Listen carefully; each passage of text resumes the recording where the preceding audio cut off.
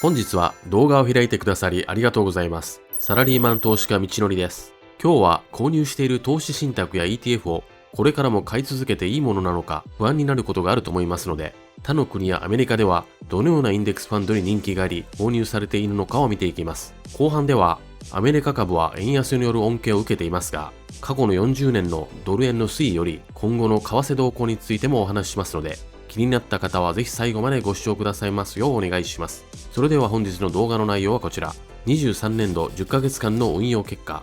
続いて、日本と世界の人気ファンド5選。最後に、ドル円推移と今後の見通しについてです。それでは早速本題に入っていきましょう。最初に少しだけ本年度の私の運用結果をお知らせします。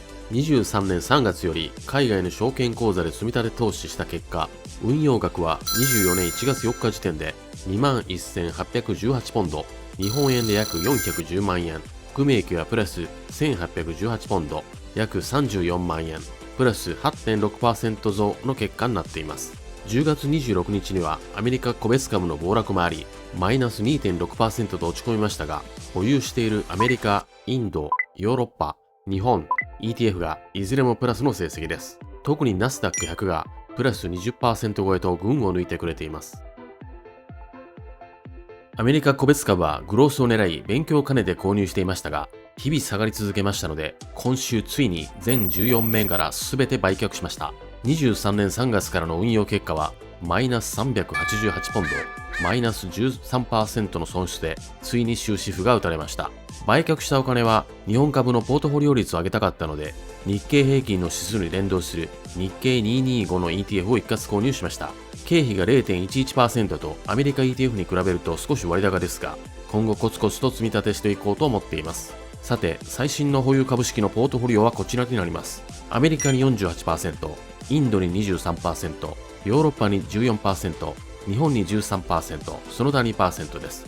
日本と先進国と新興国の割合を1対8対1ぐらいのポートフォリオにするために、アメリカを少し増やし、インドを減らすことで今後調整していこうと考えています。各地域ごとの損益状況はこちら。利益の 59% はアメリカ株で占めており、次にインドの 30% となっています。すべての地域でプラスの状況であり、引き続き好調な相場が続いているようです。日本で純資産額が上位5位の日本を除くインデックスファンドはこちらです。ちなみに代表的なインデックス指数として MSCI と FTSE がよく出てきますが、MSCI は投資対象の企業として大型企業と中型企業を対象にしていますが、FTSE は大型、中型、小型企業が対象になっています。そのため時価総額のカバー率が FTSE の方が高くなっています。MSCI が世界の時価総額のうち約 85% をカバーしているのに対し、FTSE は世界の時価総額のうち約 98% 以上をカバーしています。小型株を含まないのが MSCI、小型株を含むのが FTSE、アルゼンチンとペルーを含むのが MSCI、ルーマニアを含むのが FTSE と覚えておきましょう。ただしパフォーマンスはほぼ同じ程度のようです。それでは上位5位から順に見ていきましょう。第5位は楽天 S&P500 インデックスファンド。組入れ銘柄数は500、純資産総額は 1.5 兆円、信託報酬は 0.08%、年率リターンは 16.8% です。続いて第4位は SBI V S&P500 インデックスファンド。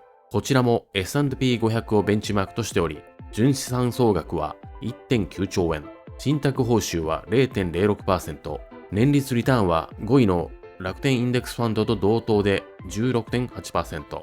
第3位、楽天インデックスオールカントリー。組入れ銘柄数は2500。純資産総額は 2.1 兆円。信託報酬は 0.06%。年率リターンは 16.5% になっています。続いて第2位は EMAX スリム米国株式 S&P500 連動。組入れ銘柄数は500。純資産総額は 2.3 兆円。信託報酬は 0.06%。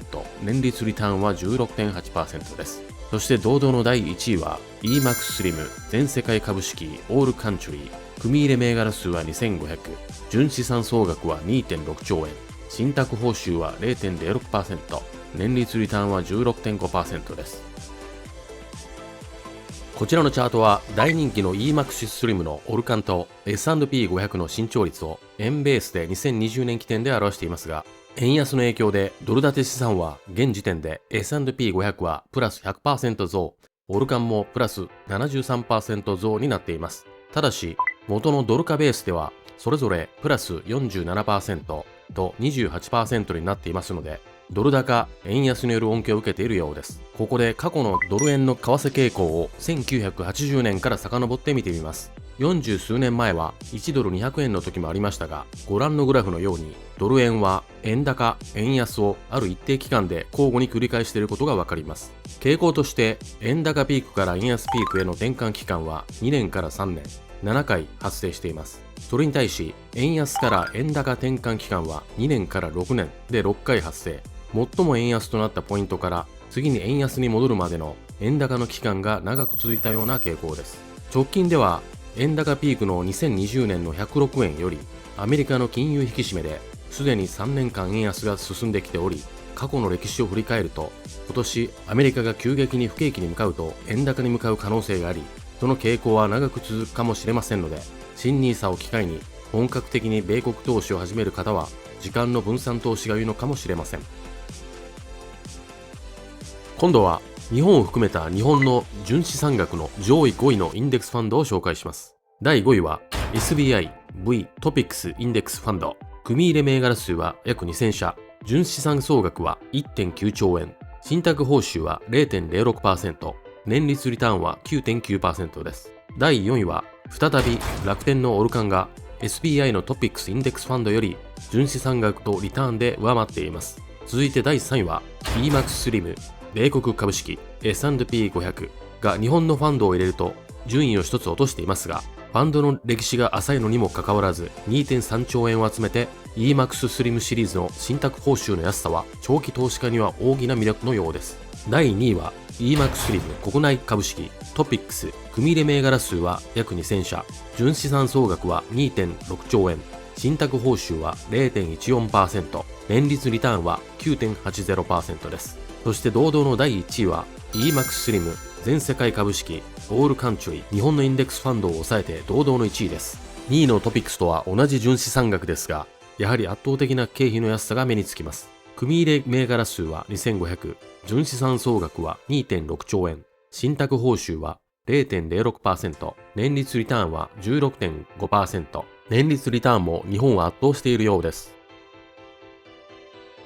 これまで日本国内での人気インデックスファンドをご覧いただきましたが、これから株式市場主義のアメリカでの純資産総額が多いトップ5をご紹介します。さて、第5位はヴァンガード S&P500 ETF VOO。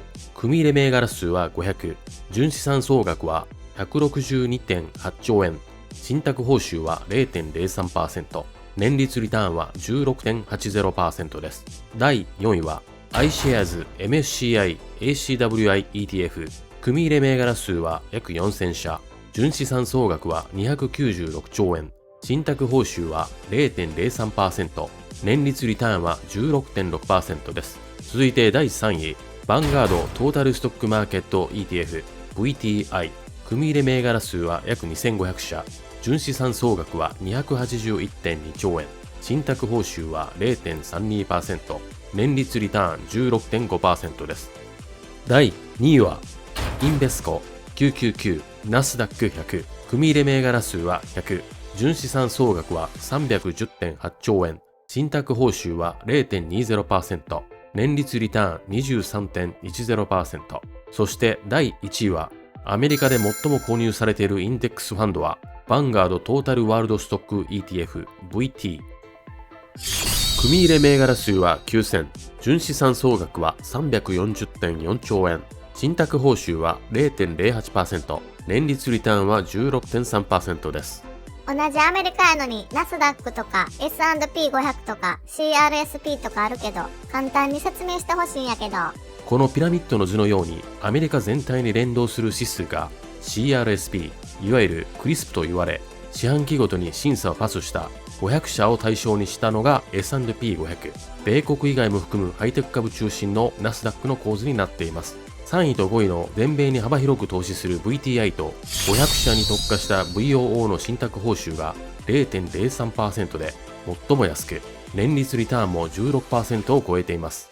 アメリカではインベスコのハイテク系の攻撃的なナスダック100の人気が高く、年率リターンも 23% 超えも大きな魅力ですが、ETF の購入単価が高いところが少しネックとなります。こちらはベンチマークの指標の過去10年の値動きです。攻撃的なハイテク系のナスダック、ユーティリティアメリカ全米系の VOO と VTI、守備的ですがアメリカ以外の成長を虎視眈々と長期目線で捉える一番人気のオルカン系と続いています。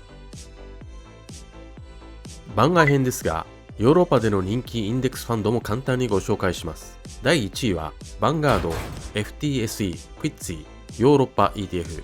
組入れ銘柄数は約1300社、純資産総額は 310.8 兆円と、アメリカの人気ファンドと同等の金額を集めているようです。信託報酬は 0.08%、年率リターンは 8.20% です。ヨーロッパの人気インデックスファンドの信託報酬は、0.08% から 0.29% のレンジで、年率リターンはアメリカのおよそ半分ぐらいで 7.8% から 8.6% となっています。アメリカで大人気のヴァンガードのオルカンですが、イギリスではロンドン証券取引所で取り扱いがあり、私も44株保有していますが、純資産総額は約21ビリオンなので、日本円で約3兆円ほどしかなく、ヨーロッパではあまり人気がないようです。ちなみに今年の含み益増に大きく貢献してくれているインベスコのナスダック100に至ってはさらに少なく、純資産総額は8ビリオンダラー約1兆円レベルとなっています。さらに番外編ですが、注目を集めている日本で人気の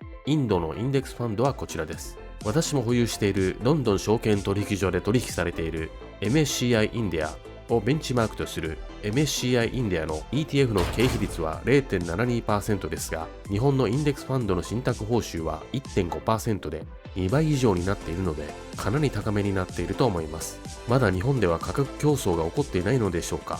日本でインドファンドを購入するのであれば、インドで最も人気があり、これから10年以上の長期投資先として有望なニフティ50指数に連動するiFree Next は信託報酬が 0.47% と安く、年率リターンも最も高いので、純資産総額では少し劣りますが、日本帰国時に今保有している MSCI インディアを全て売却し、市場から離れる時間をできるだけ短くするように、ニフティ50へ一括投資しようと考えています。ポートフォリオの1割ぐらいはリスクを取って、新興株を入れておこうと考えています。それでは今日の人気インデックスファンドの話はこれでおしまいにします。この動画が皆様の投資ライフの一助になれば幸いです。それでは次回動画でまたお会いしましょう。バイバイ。